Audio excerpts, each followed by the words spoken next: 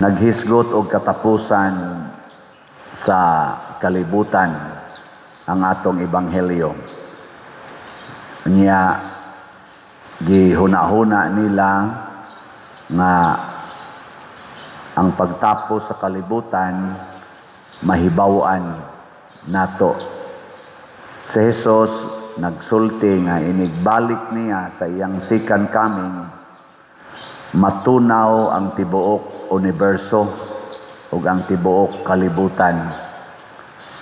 Pero niingon siya, waay nahibalo kanus-an ni mahitabo, dunalay mga ilhanan. ug ang pinakailhanan nga iyang gisulti karon mao kadtong nahitabo sa panahon ni Noe, katong lunop sa tibuok kalibutan, ug kadtong nahitabo sa panahon ni Lot, kadtong Sodom and Gomorrah nga gisunog sa Ginoo. Linya imong tupad ina gusto na kang matapos. Gusto matapos. Naay balita na ang atong bag-ong namatay nga pari, si Father Kokoy Olmelia, napalgan, napatay, nagbanaw ang dugo dito sa iyang kondo unit sa may Mabulo, o naay samad iya batong liog, o gituhuan nga nagtapos siya siyang kaugalingon. Pero giimbestigar pag maayo karos kapulisan, ug wa bagyoy third party nga nagbuhat niini. Kumo na kay karon ang tulis, kumo na kay karon ang pagpatay tungod nis mga bisyo. Unsa gatoy meaning sa bisyo? Biga, inom, sugal, yup-yup or suyop, niya utang. So tungod aning bisyo, nahimong daghan ang krimen. Nadunggan ako sa una ang mga speeches sa atong former president, nagipriso na ron dito sa dahig, na di ga nato masumpo kining korupsyon o drugas, wa gyoy kalambuan ang nasod, mahugno gyud ta. Kana ra yung duha mo iyang gifokusan og maayo, ang drugas ug ang korupsyon. Nya kining insurgency, kaning pagsigig terrorism, bunga man is korupsyon gyapon og sa drugas. Mao na karon daghan na sa kaing patay, daghang tulis, gani ang atong mga simbahan gipangtulis na. Oh. Matod pas usa ka pari nga bag-o pa lang gitulis dito sa Manlapay, ang ako intawong former assistant parish priest si Father Arnel Ponce nagpost, gilungkab na sa dito kumbinto niya sa ilang ihap-ihap, siging discuss sa mga pari, ika-16 na to nga parokya. Nanong kusog na marong tulis, tungod yaponas bisyo. Linyay mong tupad, inawap akatulisan. Unya, naapagilaing, kining ato karong mga baha, nawa na flood control, pulos na lang flood. Sige na rabasag uwan. Unya, ang atong mga leaders, generally speaking, wa magtagad sa seryosong pagtagad. Tuwa hinoon kasigig tanaw ang mga warrant of arrest gikan sa ICC, mo sigihag hisgot, kanang mga papriso anang ilang mga atbangs politika. Pero ang mga tao nga nangalubong na slapok, nangalubong na tubig, wa na mga balay, wa gyud hisgot eh. Ang kanabang tanaw to seryoso ba? Ngano man, tungod yaponas bisyo.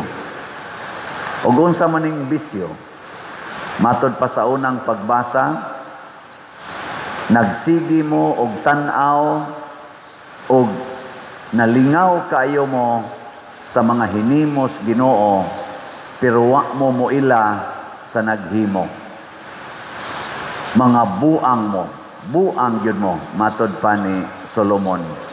Kanabang magsigi kuno tagtan-aw sa hinimo nga mga nindot kaayo, unya wa ta mudayeg, wa ta moila sa naghimo. Muna nga gitawag nag mga Diyos-Diyos. Kaning ni ang mga adlaw, bituon, kahoy, tubig, mga bungtod, mga bato, mga mananap, o kaha mga tao, kanang atong gitawag og mga Diyos-Diyos. Mga lords, drug lords, o mga nana. Mga lords man na, mga Diyos-Diyos. Landlord, ang sa panang uban. Na yung mga lord, de, linya imong tupad, na kinsay imong lord karon. Na kinsay imong lord. Inauton ta nga ang imong lord mao si Jesus, mao ang the only God, the triune God para natong mga Katoliko. Nganong di man ta kailas Ginoo? Tungod kay ang Ginoo nagpakita nato pinaagi sa iyang mga buhat. Dili gustong Ginoo nga mo abot siya nato, mo pakita siya nato nga mura bagyog kana bang amazing kayo ba? Ang gusto niya makailata niya tungod sa iyang mga maayong buhat. Ug ang pinakamaayong buhat sa Ginoo mao gyud ang imong tupad. Lingi imong tupad. Tanawa ang naong. Nakakita ba kas Ginoo? Kung wa gani kakakita sa Ginoo sa ato palahi ka Ginoo. Kana bang dili na kamo balyo sa hinimos Ginoo? Wa na kay respeto sa naghimo. Nabatay niingon ako, pader kanibang atong Santo Kristo, ka brutal ba sad nagnaong oy? Nabantay mo sa atong crucifix diri sa loyo. Ganahan mo magtan-aw ani. Ngana ba? Daghan kay samad nako arang-arang lang ganina. Katog yung crucifix dito sa Seminaryo Mayor, namurot pang naong, yan nangahiwi, pati yung bunoga ba, yan, muragod og magampo kay tanaw nimo, murag mahadlo ka kay ang mga buhok ng gahi, nanindog ang uban diri, murag yung ungo tanawon. Mao sa tingali na ang pagportray sa pag-ila sa naghimo ani. Pero ang naghimo ani artist. Atong respetuhan ang naghimo, pero what ay respeto ato nang bungkagon kay wa ta kauyon. Maobitan na kaning ato mga simbahan na natay cultural heritage. Kanang ato diyang pultahan di naman na pwede usbon kanang pasad nato. Nga naman giangko na nga cultural heritage. Respetuhan ang naghimo ana. Di ba? Bisag malusno pa nas linog, ayaw tanduga. Ang cultural heritage mao'y mo ayo ana kaning ato mga simbahan rong nangalusno sama dito sa daan bantayan kay cultural heritage, respetuhan ang naghimo ana. Nya kanang imong naong kinsa may gahimo ana ug kanang naong sa imong tupad, depende nimo ug nakaila ka Ginoo, moingon ka Ginoo ang naghimo ana. Kana rong nangaanod sa baha, kinsa may naghimo ana nila? Kinsa? Kana. Nya anong pilion ra man nato ang atong higugmaon, pilion ra man nato ang atong tahuron. Tungod kay kita na may nagpakaginoo. Ang katapusan di ay sa kalibutan, mga igsuon, mahitabo kung dili na ta moila sa magbubuhat nga mao ang Ginoo. Mao man ay nahitabo sa panahon ni Noe. Wa na sila kailas Ginoo, ang ilang gisigihan na lagtanaw, ang ilang mga pagkaon, ang ilang pagminyuay, ang pagtukod og balay, pero musulti ang Ginoo, di na sila maminaw. Mo nang gitapos sa Ginoo sila. Panahon sa Sodoma and Gomora, panahon ni Lot, mao gyapon. Di na mo ila ang mga tao sa Ginoo, ang ilang mga sala mao na ilang gihimong Ginoo, ang homosexuality mo'y kusog kayo atong panahon na sa Sodom and Gomora. Nya, masuko sila kun badlungon sa ilang mga sala. Mao nang di na sila mo ilas Ginoo, gipatay sila sa Ginoo. So ang katapusan sa dies kalibutan karon nga gitagna ni Kristo, mausad ang panahon na ang mga tao di na mo ilag Ginoo. Sa inyong tanaw, ang mga tao karon kita niila pabatas Ginoo sa tinuoray? Niila pata? As world? Naipipila tingali na moingon niila, pero in global setting ba, kay katapusan mas kalibutan. Ang kalibutan, niila pabagkin sa gabuhat niya. Sultihan lang tamo, pero kaning ako, di magini siya siguro, pero sa ako lang naobserbahan ba, sa akong pagpamalandong, naabay atay gitawag og global rejection of God. In global sit-up ba? Tanawa ha?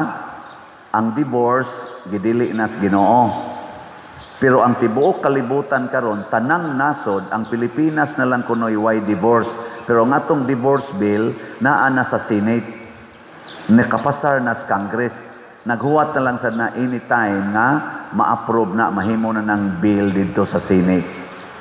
So in short, in relation to divorce, wa na ta ang kalibutan ba? Di na mutuog Ginoo nga nag-ingon ang gihiusa sa Dios dili bulagon sa tao, nag-declare tag divorce. Oh, sama na, dili ba ang kalibutan wa na mo ilas Ginoo? Ikaduha na global sad ni kanang homosexuality, kanang same-sex union. Gidawat naman aros tibuok kalibutan, ay uban gahimog balaod ana, nay uban way balaod, pero ato na ginang giuyunan. Di ba? Masuko naman ganita, ato nang hisgutan nga sayop na. Di ba? Moingon ta nga sala na, ana mga suko kinsa ko kang manghilabot nako, ako ning katungod. Ato na ginang isip nga ato nang right. Muna bisan dinhi sa atong simbahan naman dinhi sa atong parokya, di ba? Naaway. Kana bang same sex? Katulo, kanang premarital sex. Di ba? Murag okay naman na karon. Okay ka na mga mabuntis ka, naway ka na ganing bana, wa maminyo, ay okay na jud kay na nato. Ano day? Napaday ni palaga na. Wala na oy. Kadaghan din yung magpabunyag. Mao ni ang akong gitanaw nga global ba nga kitang tanan murag ni uyon. Wala nay interesado nga mo kana bang ligon gyud ba nga moingon mo condemn ani ba mo condemn. Wa na. Punan pa natog lain. Tulo naman unsa pa man dili pa ni siya ego nga mo proiba nga moratag in global sit-up ni sopak na tas Ginoo. Sige. Punan natog ikatulo. Ginagmay ra noon kanang paggamit anang artificial contraceptives, pills, ligation, vasectomy, condom, withdrawal, dili day na going against God. Nya kumo naman na karon. Pila na lang kakabuk ang wa mo uyon ana. Gilingay mong tupad, inawa jud ka kapils. Ina. Di ba? Mo na nga bagbantay ta ani. Kay mga pagpakita man ni nga wa na ta mo ila sa nagbuhat. Nganong magpills man ka, kay murag ikay tag-iya sa imong lawas.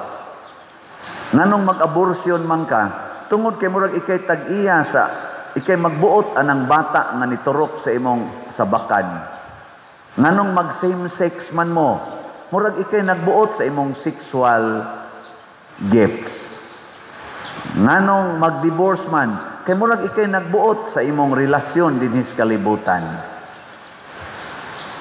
Naay magbubuhat, naay nag-monitor na tong tanan og ato ng ilhon aron dili tanganlan og buang sa Ginoo. Mao na nga unsa may atorong buhaton para dili tatapuson sa Ginoo, magsige ra gid tag-ila nga naay Ginoo. Nilingay mong tupad ina kanang pagpalit og slot nituo ka nga Ginoo'y nag-imbitar ana. Ina ba? Ina kana bang pagpalit og slot nituo ka nga Ginoo mo'y nag-imbitar? Kay basig padersiano ra inyong gitan-aw. Nya nalimot mo nga kana ding pagpalit og slot ato din ang gamiton para sa atong simbahan. Nya ang simbahan mao ang lugar diin atong masinati ang Ginoo, ang katilingban nga naghigugmaay, nagampo og nagtinabangay. Mao na kining atong grace nga slot. Pila na madero atong slot. Atong grace para ni sa atong tiwason og bayad katong atong previous project didto sa San Vicente nga napahimuslan sa rugmaayo sa mga parishioners sa San Vicente Liloan. Unya ang atong halin ani karon 85,924 na kaslots, naapay 614,076 kaslots nga available, tag 100 pesos per slot. Nga nani 70 slot challenge nga tag 7,000 per challenge, 261 na atong nadawat.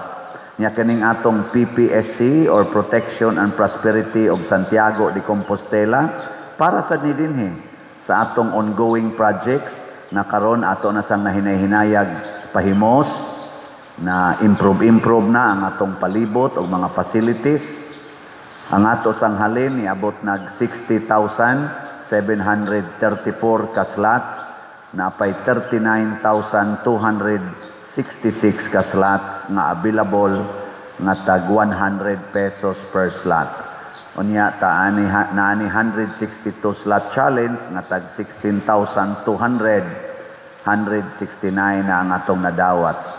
Ang atong DPR, Divine Powerful Response, ato ning itabang sa mga naigo sa linog o naigo sa mga bagyo labi na dinhi sa atong parokya. Ang atong total nga halin niabot nag 17,774, niya gikuhaan nig 8,773, na pay nahibilin nga 9,001 ka slots. Niya ato ning gamiton sa pagpanukod og mga balay. Daghan kay way balay.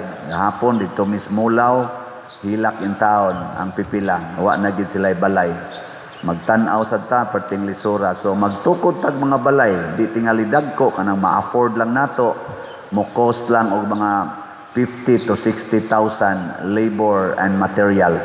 Simple lang yun nga balay. Pero maningkamot ta basig mga next week makasugod na ta og himo sa mga tukuronong balay. Mutabang lang ta. Munay atong itampo sa atong mga LGUs nga nagtubag niining maong panginahanglan.